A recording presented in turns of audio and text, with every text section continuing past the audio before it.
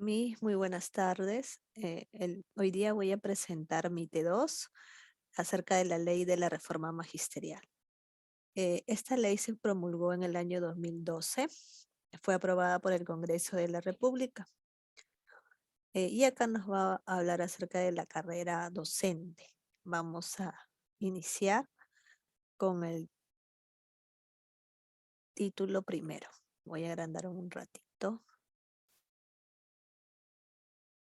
Listo. El título 1 nos va a indicar las disposiciones generales. Tenemos el capítulo 1 con el objetivo y los principios. Vamos a recalcar los primeros artículos donde nos indica que tiene por objetivo normar las relaciones entre el Estado y los profesores que presentan servicios a las instituciones y programas educativos públicos de educación básica y técnico-productiva, ¿no? Y luego en el artículo 2 vemos que tiene los principios. El primero de ellos es el de principio de legalidad, ¿no? Esta se establece bajo la Constitución Política del Perú, la Ley General de Educación, la ley también número 28044 y también las modificaciones que puedan realizarse. En el principio de probidad y ética pública, la actuación del profesor se sujeta a lo establecido, ¿no? En el código de ética sobre todo. En el caso del principio de mérito y capacidad, ¿no? Acá el mérito y la capacidad de cada docente va a primar, ya sea para esa permanencia o el reingreso en la carrera magisterial. En el principio de derecho laboral, nos indican que va a haber una igualdad y nos aseguran la no discriminación. En el artículo número 4, perdón, número 3, en el marco ético y ciudadano de la profesión docente, nos indica que la profesión docente se ejerce en nombre de la sociedad para el desarrollo de la persona y en el marco del compromiso ético y ciudadano de formar integralmente al educando, ¿no? Al estudiante. Ese es el principio con mayor importancia.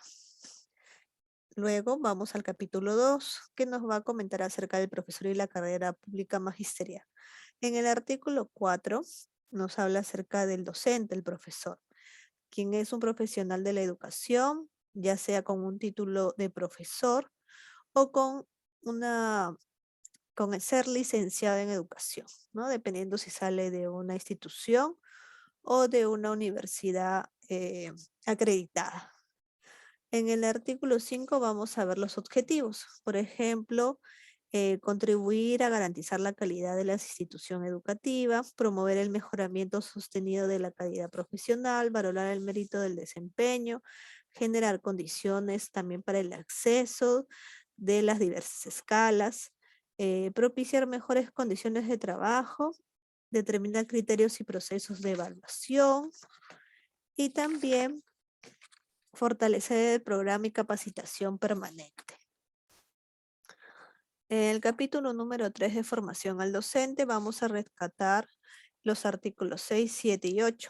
En el 6 de la formación inicial, esta debe ser acreditada por el Sistema Nacional de Evaluación, Acreditación y Certificación de Calidad Educativa, SINEACE, y actualmente a partir del 2012 tenemos lo que es la SUNEDO, ¿no? Para las universidades que se encuentran debidamente acreditadas. Luego tenemos la formación en servicio, tiene por finalidad organizar y desarrollar a favor de los profesores en servicio. En el artículo 8, la gestión de la formación en servicio está normada por el Ministerio de Educación. Luego tenemos la formación y capacitación de directores y subdirectores.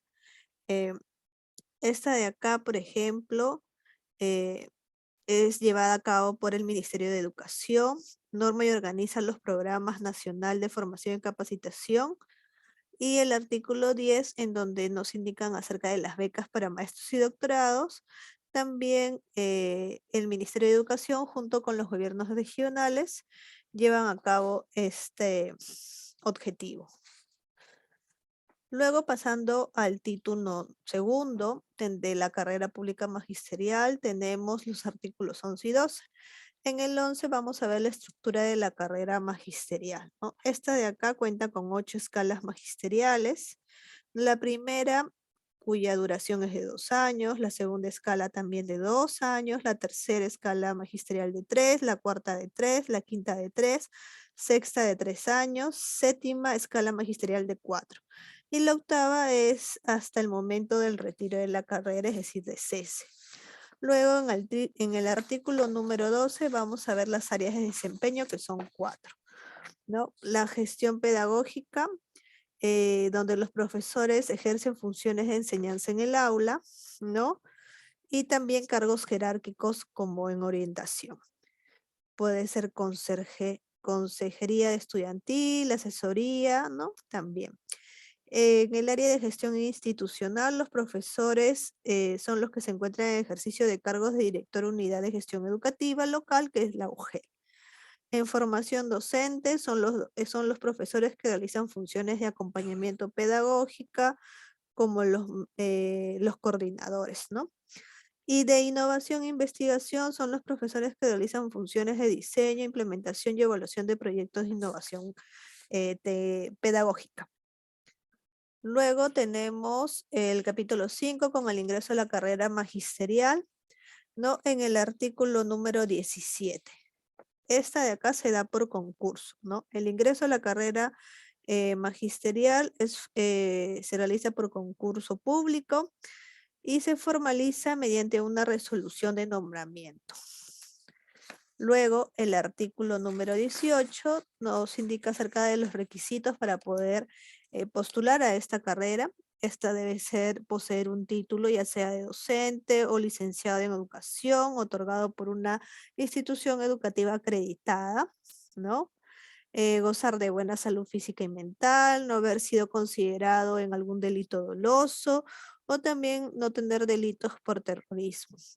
No encontrarse inhabilitado por motivos de destitución o despido, ser peruano de nacimiento para postular a una plaza vacante en alguna institución educativa, básica o técnico productiva, manejar fluidamente la lengua materna y también si se desea postular a una plaza en lo que es educación básica especial, el docente debe de acreditar una especialización en esta modalidad. En el artículo 19, que es del concurso público para el ingreso de la carrera magisterial, el Ministerio de Educación autoriza cada 2 años la convocatoria para el concurso. En el artículo 20, de comités de evaluación para el ingreso a la carrera magisterial, los procesos de evaluación, el gobierno regional presta asesoría y apoyo técnico a los comités de evaluación y garantiza el cumplimiento de sus funciones, ¿no? Luego en el capítulo 6 de permanencia y acceso a la carrera pública magisterial, tenemos el artículo 23 de permanencia, nos indica que la evaluación del desempeño del docente es condición para su permanencia, ¿no? Es decir, que esta evaluación es obligatoria. Y los que no prueban a la primera oportunidad reciben una capacitación para fortalecer sus capacidades pedagógicas. En el artículo 24 de evaluación de desempeño docente, tiene como finalidad comprobar el grado de desarrollo de las competencias y desempeños del profesor en el aula. Luego tenemos el artículo 32, que es la evaluación para acceso al cargo. El Ministerio de Educación, en coordinación con los gobiernos regionales, convoca a concursos para el acceso a estos cargos, ¿no? A cada 2 años. El artículo número 33 nos indica el acceso a cargos y periodo de gestión, donde el profesor puede acceder a otros cargos de las áreas de desempeño laboral por concurso por un periodo también de 4 años. ¿No? Y esto incluye, por ejemplo, los cargos jerárquicos. ¿No? Acá en el área de gestión pedagógica, ¿no? Los cargos jerárquicos y en el área de gestión institucional tenemos, por ejemplo, director de la unidad de gestión educativa local, que es la UGEL, director o jefe de gestión pedagógica, especialista en educación, o los directivos de instituciones educativas. Luego, ya en el título número 3 o tercero, tenemos deberes, derechos, estímulos, sanciones y términos de la carrera. En el artículo 40 nos habla acerca de, disculpa, ya, de los deberes. Por ejemplo, ¿no? El deber del docente es de cumplir eficazmente el proceso de aprendizaje para sus estudiantes, orientarlos también, respetar sus derechos, presentarse siempre a las evaluaciones médicas y psicológicas que la institución requiera, cumplir con la asistencia y la puntualidad, aportar en la formulación de un proyecto educativo institucional, participar en las actividades formativas de la institución, presentarse a las evaluaciones de la carrera pública magisterial, ejercer la docencia en armonía, ¿no? Con principios éticos y cívicos, conocer, valorar y respetar, ¿no? La cultura y el ámbito social del educando y contribuir en el desarrollo del estudiante. También informar a los padres de familia acerca de cómo va el desempeño de su menor hijo, cuidar y hacer un óptimo uso de los bienes de la institución educativa, también participar en todos los tipos de desarrollo acerca de la institución y también, tanto como los deberes, también cuenta con derechos, ¿no? Desarrollarse profesionalmente en el marco de la carrera pública magisterial, percibir oportunamente su remuneración, recibir las asignaciones o incentivos, estabilidad laboral. Esta, claro, está sujeta a condiciones que representa la ley.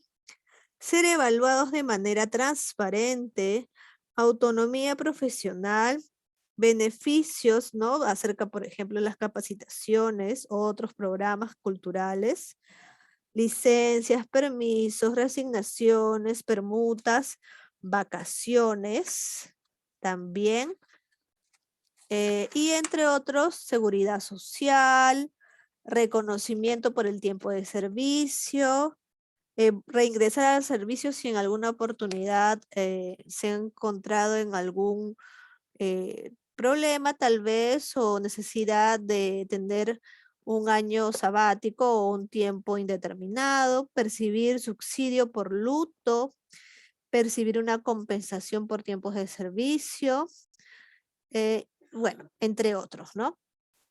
Luego tenemos el artículo número 42 de reconocimiento. Esto se da por una buena conducta de mérito del profesor, su trayectoria, su excelencia profesional. En el caso de las sanciones del capítulo, o perdón, del artículo número 43, tenemos amonestaciones escritas, suspensión en el cargo hasta por 30 días sin goce de remuneración, cese temporal en el cargo sin goce de remuneración desde 30 días más uno hasta los 12 meses y el máximo sería la destitución del servicio.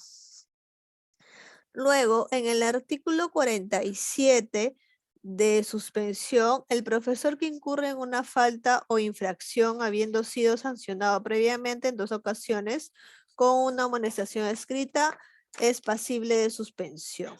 En el artículo 48 de cese temporal, esta se realiza por faltas o infracciones, por ejemplo, causa perjuicio al estudiante, promover violencia física, realizar actividades comerciales lucrativas o actividades ajenas al cumplimiento de sus funciones, abandonar el cargo también, interrumpir a las normas del desarrollo educativo, actividades también de proselitismo político, ¿no? Entre otros. Luego tenemos la inhabilitación, donde impiden al profesor o al docente ejercer función docente durante un tiempo determinado. En el capítulo 10, ¿no? Tenemos el artículo 53, donde nos indica el término de la relación laboral. Puede ser la renuncia, destitución, no haber aprobado la evaluación de desempeño, desempeño, también puede pasar por límite de edad al cumplir los 65 años, incapacidad permanente que impide ejercer la función docente, tal vez por alguna enfermedad o algún accidente, y el fallecimiento. En el artículo 54, el ingreso a la carrera pública magisterial está sujeto a una evaluación, ¿no? Y el reingreso se puede realizar siempre en la misma escala que tenía al momento de haber cesado en ese primer retiro de la carrera. Luego pasamos al título número 4, donde tenemos las remuneraciones, asignaciones e incentivos. En el artículo número 56 de remuneraciones y asignaciones, el profesor percibe una remuneración integral mensual de acuerdo a su escala magisterial y jornada de trabajo, es decir, a las horas, ¿no? De 30, 32, 40 horas. Por ejemplo, tenemos la primera escala, ¿no? Que es el 100% de la remuneración íntegra mensual, conocida como RIN, ¿no? Igual vamos aumentando el porcentaje según la escala, ¿no? Hasta llegar a la octava. Luego, en el artículo número 57, esta remuneración íntegra mensual por escala magisterial, que es el RIN, de la primera escala magisterial es el referente sobre el que se calcula el porcentaje incrementado hacia las demás, ¿no? Luego, en el título quinto de jornada de trabajo, vacaciones y situaciones administrativas, en el artículo 65, vemos la jornada de trabajo. Esta de acá es en donde el profesor se determina de acuerdo al área de gestión en la cual se desempeña, ¿no? Por ejemplo, si tiene encargado un aula, puede ser de 30 o 32 horas o 35 horas pedagógicas, ¿no? Dependiendo el cargo y dependiendo si es una jornada completa o una jornada regular. También. De acuerdo a eso también es el pago, ¿no? A mayor horas, mayor es el pago que va a percibir. El artículo número 66 de régimen de vacaciones, estas no son irrenunciables y no son acumulables, son de 2 meses, enero y febrero, ¿no? Luego tenemos las situaciones administrativas, el artículo 67 de reasignación. El profesor se desplaza de un cargo a otro, ¿no? De igual que se encuentre vacante, ¿no?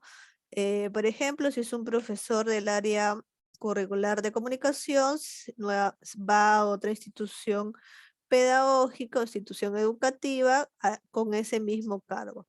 Esta puede ser en su mismo GEL, puede ser en otro GEL, incluso puede ser en el interior del Perú.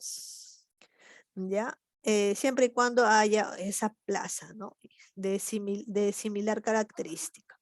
En el artículo 68, causales de reasignación puede ser por razones de salud, por interés personal, por unidad familiar, por racionalización o por situaciones de emergencia. Luego tenemos el artículo 69 de la permuta. Esto sucede cuando dos profesores de la misma escala magisterial que desempeñan el mismo cargo de igual modalidad, ¿no? En el mismo nivel, forma nivel, ciclo y especialidad educativa, intercambian plazas, es decir, que cambian de colegio. En el artículo 70, que es de encargatura, consiste en ocupar un cargo vacante o el cargo de un titular mientras se encuentra ausente, ¿no? Es como un reemplazo. En el artículo 71 de licencias, la licencia es el derecho que tiene el profesor para suspender temporalmente el ejercicio de sus funciones por 1 o más días. Este puede ser con goce de remuneración, siempre y cuando sea por incapacidad, por maternidad, paternidad o adopción, tal vez por un siniestro, fallecimiento de padres, cónyuges o hijos, por estudios no superiores especializados de posgrado, siempre y cuando eh, autorizados por el Ministerio de Educación, ¿verdad? por asumir representaciones del Estado, por una citación judicial, por capacitaciones organizadas por el Ministerio de Educación o los o gobiernos regionales. Y también, si fuera el caso, sin goce de remuneración, sería por motivos particulares, por capacitación no oficializada, ¿no?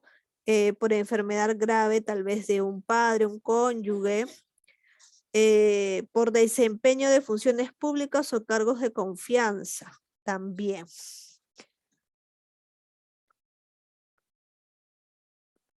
A este ya pasamos. Ahora sí. En el artículo 74, que nos indica acerca de la obligatoriedad de la racionalización, este de acá es un proceso permanente, obligatorio y prioritario.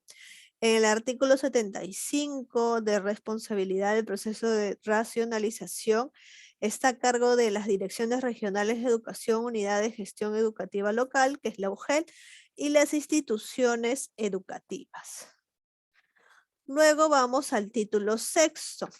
Acá nos va a hablar acerca de la contratación.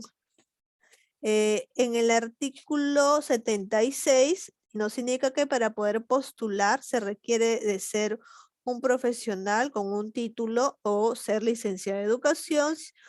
También recordando nuevamente que tiene que ser de una casa de estudios acreditada. Luego, en el artículo 77, tenemos la política de contratación, ¿no? En donde el Ministerio de Educación define la contratación docente, donde participa el programa de inducción, ¿no? Una vez que este de acá se da un programa de inducción docente establecido según ley. Luego tenemos la remuneración del profesor contratado y este es igual al primer nivel de la escala magisterial. Y en el artículo 79, que son contratos por periodos menores a 30 días, son cubiertos por profesores suplentes, ¿no? Estos son propuestos por el director de la institución y deben ser registrados en las plazas que se genere la ausencia del profesor titular. Esto sería todo. Muchas gracias.